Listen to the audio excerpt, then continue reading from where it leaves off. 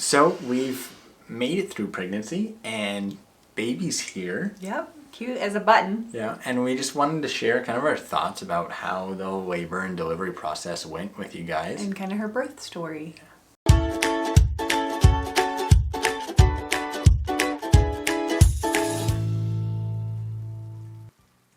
So my water broke at 2 p.m. and Great time to do it. yeah, it really was. It was like a beautiful spring day and warm, and I was wearing this orange dress and just gush in the car. I was sitting on the Chuck's pad, just awesome time had by all. Well, it appears today is going to be the day that we work on meeting this little girl. We weren't quite expecting for today, but it seems that's just how these little babies come. We had everything pretty much ready, as like ready as you can be. My bag was packed, Dad's all ready, Dad's bag's packed. You can see her little car seats back there and her little bag. If you need to know what to pack in your bag or what labor is, check out our YouTube videos that we have all about that. But it made it pretty easy in terms of like going into the hospital. We had our hospital bag packed. We did, yes. We had our car seat installed and had kind of like lots of preparations done with our nursery all set to go too. Yep. So a couple hours went by and I wasn't really doing much in terms of contractions. They were pretty irregular, like every 10 to 15 minutes. They maybe got down to like every 7 minutes, but nothing exciting for labor. So a couple hours later, when I was in the hospital, we started Pitocin which is a medication that helps speed contractions. It just causes contractions. Make them stronger, faster. It just is oxytocin. It's the hormone that causes contractions. You kind of titrate it to get a contraction pattern that you want. I felt like once that started, like we'd been kind of making laps around the hospital, and I was like able to help her through contractions, and then like definitely as the Pitocin dose was ramped up, I felt like my back rubs became significantly less helpful in terms of helping her kind of like breathe through the pain or being distracted by it. So one might say they were totally useless. Yeah. Like I was there for support. Very appreciated. But when my water broke, I was about 3 centimeters or so. So when I got to the hospital, I was about 3 centimeters, and the Pitocin started, and I don't know, did I make it an hour with the Pitocin going? No, you made it a couple hours. Oh, okay. Made it a couple hours on Pit. But there was like this moment where like you could tell like Sarah was working, she was sweating, she was like uncomfortable. We'd just come back from a walk, and I was like, hey, like we know that you want an epidural. Right. Like, why don't we... That being said, I think I thought that I wouldn't like need an epidural, that I'm really tough, and that I was going to get an epidural because I wanted one and in general, but in my mind, I really think I thought I wasn't going to need it. But I tell you what, I needed that epidural. I was not having a fun time. Yeah. Oh, you did this to her. You did this to me. I should get to hold the baby first. Of course. Yeah. And not that labor is supposed to be fun, but like we have the ability to control pain thanks to modern medicine. And so I could like tell like she was uncomfortable, sweating through the contractions. Like, hey, like why don't we, it's about to be shift change, let's get the anesthesiologist in here. Yes. He was amazing. And actually like the timing there worked out really well, because while Sarah was getting her epidural, he got paged for 2 C-sections and like 3 other epidurals. And maybe had we waited 15 minutes later, like I would have been waiting a long time, and it was not fun. Which may have happened to some of you guys too. So after my epidural, my OB checked me, and I was 5 centimeters, like 80, I think, and the baby was super low. She was always super low. The whole time baby was ready to come out, kind of pushed down by your tight belly, But my OB also, when she checked me at that point, said, you're 5 and she's OT, meaning her head was kind of turned sideways coming down, and you want it to be, facing front to back, kind of like this, to exit most smoothly. And so I honestly, knowing what I know, I was a little nervous that the baby was OT. I've done C-sections for lots of deep transverse arrests where the baby just kind of doesn't fit stuck through anymore. But we had an amazing nurse who like said like, hey, like we're gonna get this baby moved, and like had Sarah, even though Sarah had an epidural, she was able to put Sarah in like 3 different positions where she went from like I had a peanut ball, and I was kind of on one your side. like the flying cowgirl position. Yep. Okay, and then you like were like We flipped to the other side, and our labor nurse was just amazing. And then you were like on your belly for a while, and then did like the dog in the fire hydrant position. Anyway, like lots of positions that like we like were vaguely familiar with, but just had an awesome nurse who was like, we're gonna get you this vaginal delivery, we're gonna get that baby in the right position. I was super comfortable as well. Like the epidural was life-changing. Like we rested, we had a good time.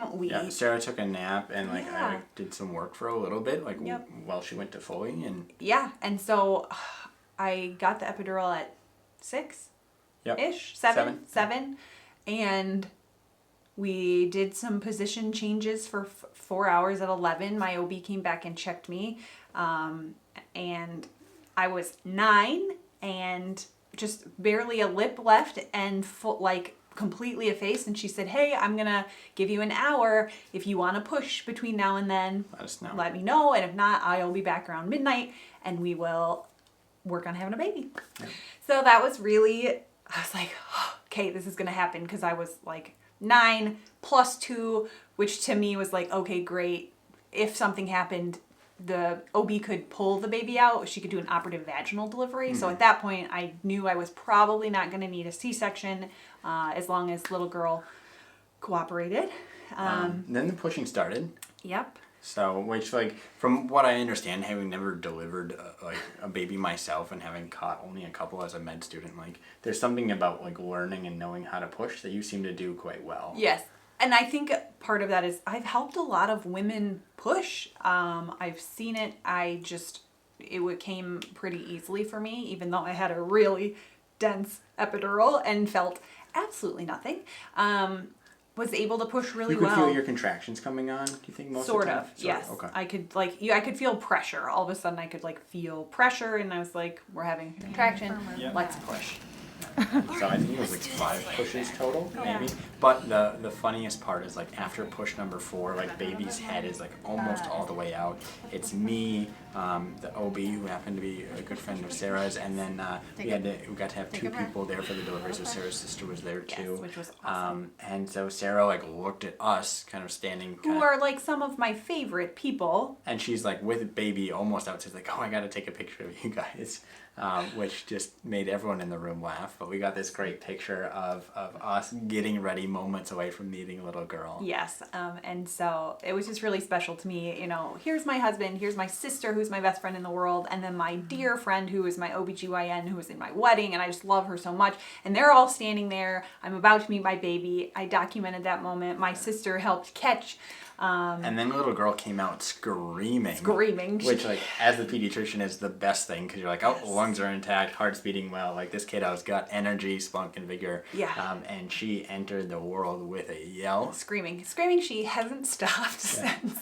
She has, but man, she was a little screamer. She stops screaming when she's eating. Yes. That's her motto. Yes. So, keep going, a little more. Oh my God. Go, go, go! You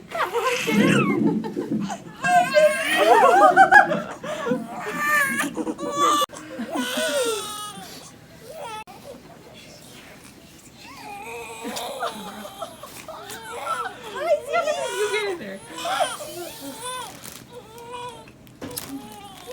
Good little baby. She's so real. She is so real! Like, Hi, Cease. Little baby girl. look at her little mouth. Hi, baby.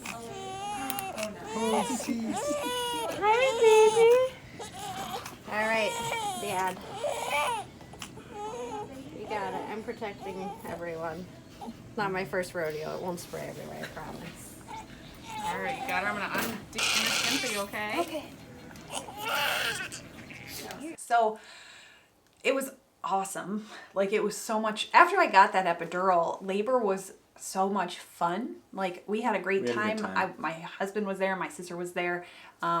It was just really a special, nice time for us to be together. Yep. And like sometimes the anesthesiologist will talk about like a ring of fire or something you Yeah. might feel despite having an epidural. What Yes. about like that and repair and I lucked out and did not have the ring of fire. And sorry, there went my phone. So I lucked out and just had what they call a dense block. Sometimes if it's so dense and you can't push, they turn that down a little bit so you can feel a little more. Because I was pushing okay, we didn't have to. So I missed out on that. It felt nothing for the repair. Had a very small tear. And though we put that back together while I had this sweet little baby on my chest.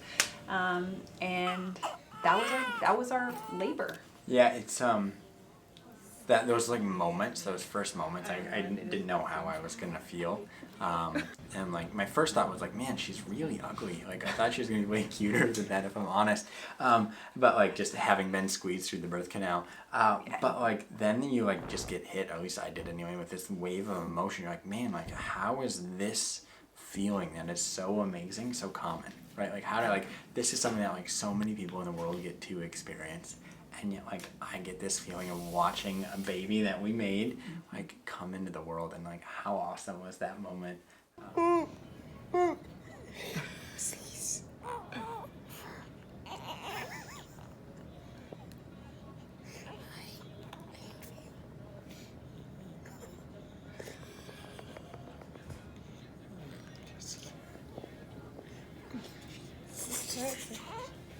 She's a little booger.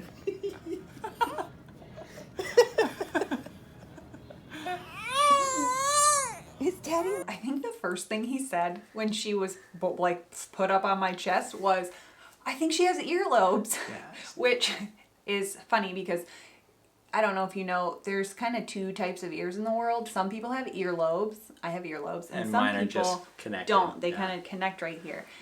These, I'm pretty sure the connected ones are Autosomal dominant, dominant, yeah, I think meaning so.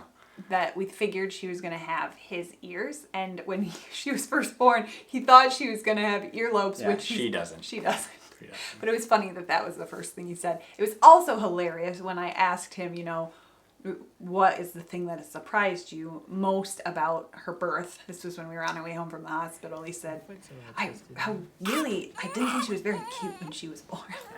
And so She's gotten significantly She cuter has gotten- since those first moments. Like, Obviously. the head kind of rounds out, the face is a little less smushed than like when they first come out. we're obviously biased because we're her parents. Yeah, she's our favorite baby in the world. Yeah, totally.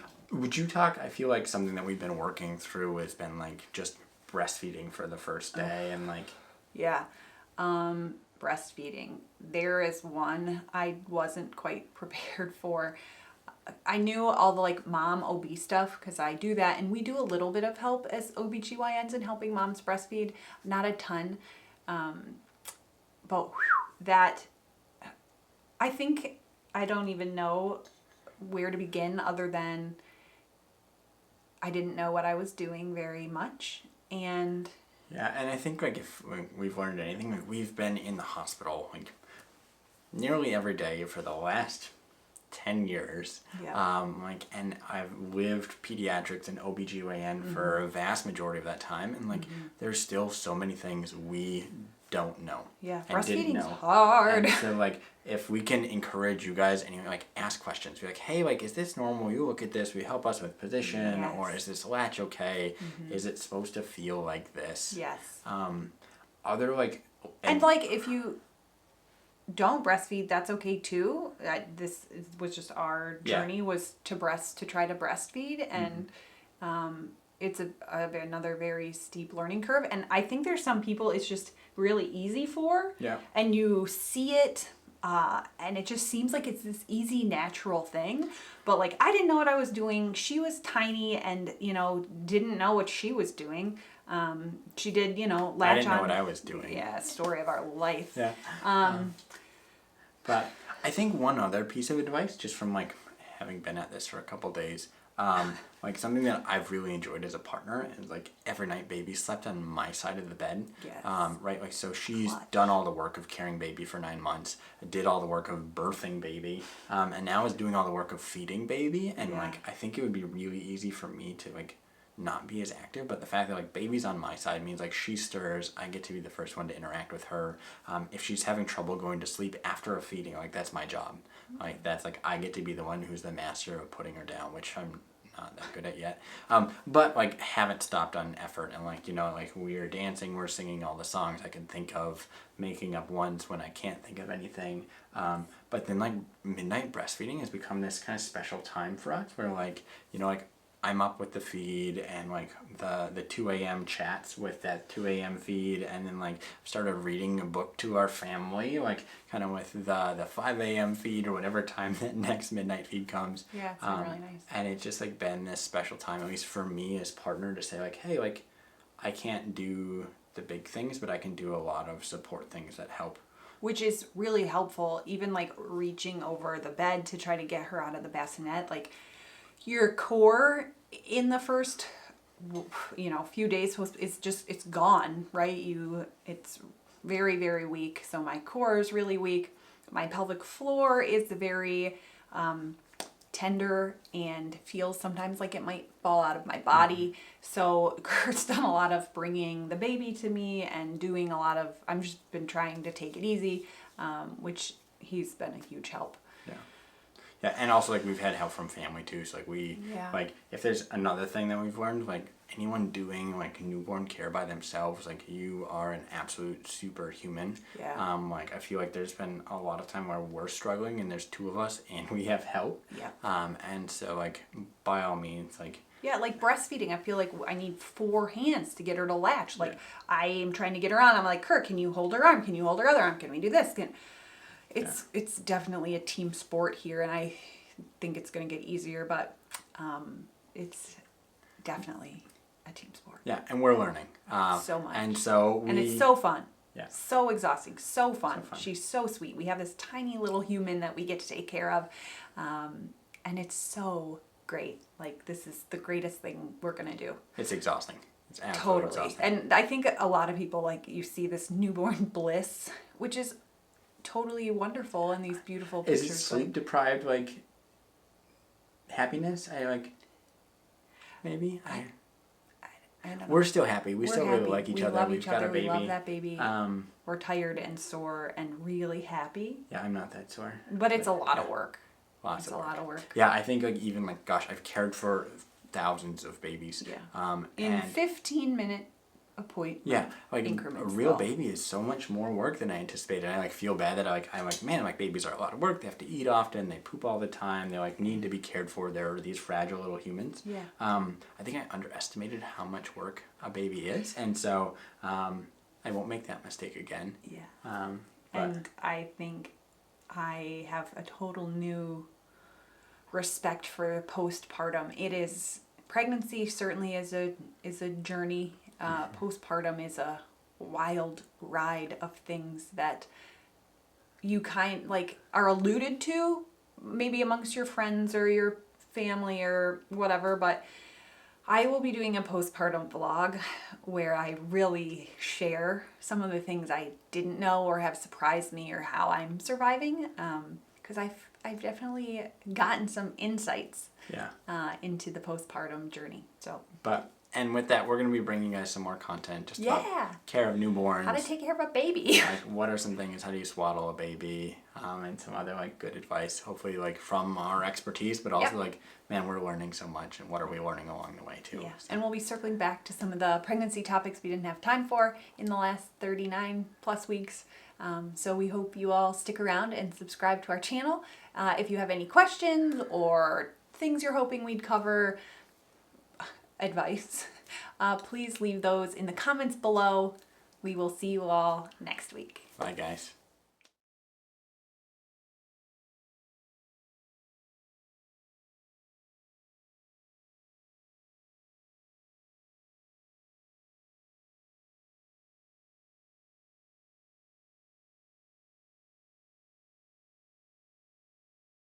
We're doctors. but not your doctors. Anything we've said in this video is for education or entertainment purposes only. It is not medical advice. Any specific medical questions you have should be directed to your provider.